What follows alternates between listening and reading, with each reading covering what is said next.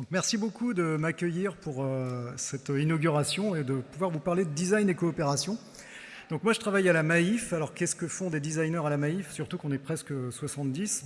Je vais vous le raconter, mais d'abord je voudrais faire un petit retour un petit peu sur l'origine du design, alors, en toute modestie, et sur l'origine des différentes associations que les designers ont eues avec d'autres métiers. À l'origine, le design, c'est un compagnonnage avec l'industrie. Et ce qui nous a été demandé en tant que designer, c'est souvent de trouver la bonne forme. Alors ça a été la bonne forme sur des objets industriels, des objets manufacturés, et c'est souvent comme ça qu'est connu le design. Dans le grand public, on pense à des objets. Ça a été aussi un compagnonnage ensuite avec pas mal l'ingénierie informatique, et c'est aujourd'hui beaucoup ce qui va manipuler, enfin ce que vont faire les designers. Des interfaces, bien sûr, des interfaces numériques. Mais tout ça, c'est pas fait seulement pour répondre aux besoins de l'industrie, c'est pas fait seulement pour fabriquer et vendre des choses, c'est bien pour que ce soit utilisé par des utilisateurs, les vrais gens. Le travail de designer et le travail d'ergonome, qui était peut-être l'origine aussi dans le compagnonnage du métier de designer, c'était d'observer la tâche, d'observer l'activité et de regarder comment vivaient les gens, comment on utilisait les interfaces. Ensuite, il y a eu une complicité du design avec de nouvelles interfaces qu'on a appelées les réseaux sociaux, qui ont permis de très grandes choses, que ça a permis en fait une collaboration internationale, une sorte de libération du temps, ça a permis de faire émerger aussi des combats qui, sans ça, auraient été compliqués. Malheureusement, il y a eu aussi un revers de la médaille dans lequel on est tous et toutes aujourd'hui, parce qu'on est tous aspirés par des interfaces qui sont basées sur l'économie de l'attention, qui sont basées sur du design persuasif, et là, on est sur une forme de perversion de ce que peut faire le design. Et il y a des mouvements pour en sortir. Ce que je vais ensuite vous dire, donc, avec ces deux exemples-là, c'est que le design, il est né pour faire de la coopération. C'est vraiment par essence. Et si vous êtes designer, je pense qu'on est un certain nombre, ou si vous travaillez avec des designers, vous savez qu'ils posent beaucoup de questions, parfois un petit peu trop. Mais ils ne font pas que de poser des questions. Alors la question, c'est pour la recherche, c'est pour aller faire des interviews, c'est aussi questionner en interne pourquoi on fait les choses. Mais les designers vont aussi faciliter. Et parfois, on est les personnes qui vont animer des ateliers, qui vont trouver des nouvelles modalités de travail, réunir les gens autour d'un paperboard. Alors je ne veux pas réduire le métier de designer au fait de coller des post-it, on le fait déjà bien assez, mais incontestablement, ça fait partie du boulot. Donc à la Maïf, comme je vous le disais, j'anime un collectif de 70 designers, donc ça peut paraître beaucoup.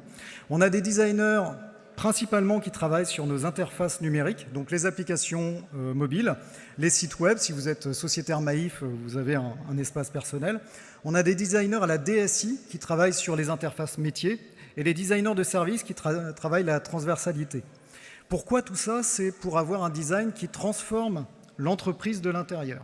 C'est le choix qui a été fait d'avoir un design intégré à la Maïf. C'est là que c'est pas facile, cette histoire de 20 secondes. Donc là, nous, ce qu'on fait en tant que designer, principalement, surtout côté design du service, c'est un travail de recherche. On va aller faire de la recherche, mais pas seulement sur du test utilisateur, sur le petit bout d'interface qui va être utilisé, mais aussi sur la globalité de l'expérience. On va aller chercher les moments de vérité. Chez nous, par exemple, c'est le moment du sinistre. Quand vous êtes assuré, le moment où vous comptez sur l'assurance, c'est là. Mais ensuite, on va faire une restitution de cette recherche. Et c'est là où on va collaborer avec les autres métiers. Expliquer au marketing, au juridique, à la technique, aux développeurs, comment fonctionnent nos utilisateurs, ce qu'ils disent et ce qu'ils attendent. Donc on va faire forcément des personas, des empathy maps, des choses comme ça. On va aussi beaucoup travailler sur des référentiels. Un des référentiels principaux, c'est le design system. Le design system, il porte bien sûr les ingrédients de la marque visuelle, mais il va aussi porter le ton de voix. Comment, à la Maïf, quand vous décrochez le téléphone, on parle, comment on envoie un courrier, comment on parle aussi sur les réseaux sociaux et sur les sites web. Autre aspect très important pour les designers de la Maïf, c'est l'accessibilité. Beaucoup en ont parlé déjà dans la table ronde. On ne laisse personne derrière. On ne laisse personne derrière pour nos utilisateurs, nos sociétaires, nos clients, mais aussi pour les services internes sur lesquels l'accessibilité est c'est une exigence au-delà du légal, on va dire. On est obligé de le faire, mais on essaye de le faire bien. Et enfin, Maïf, elle a intégré le design aussi pour pivoter, pour imaginer le futur de l'assurance. Est-ce que demain, on va assurer des drones qui volent ou des vélos cargo pour nous emmener à l'école, pour emmener les enfants? Est-ce qu'on va assurer des yourtes ou des maisons en dur? Tout ça, ça va forcément modéliser nos choix. Deux exemples que je vais vous donner, enfin 3 exemples. Le contexte que vous connaissez sûrement bien dans le Nord-Pas-de-Calais, c'est le changement climatique, les inondations. La Maïf a proposé une interface, un service qui s'appelle Aux Alentours, basé sur des données publiques et sur nos données à nous, qu'on a travaillé avec des experts du climat. Et cette interface permet à n'importe qui de rentrer une adresse, de savoir si vous êtes en zone inondable, si vous êtes en zone sismique, ça c'est les côtés un peu anxiogènes, mais aussi si vous pouvez par exemple aller à l'école en vélo, combien il y a de boulangeries autour de chez vous, combien il y a de médecins.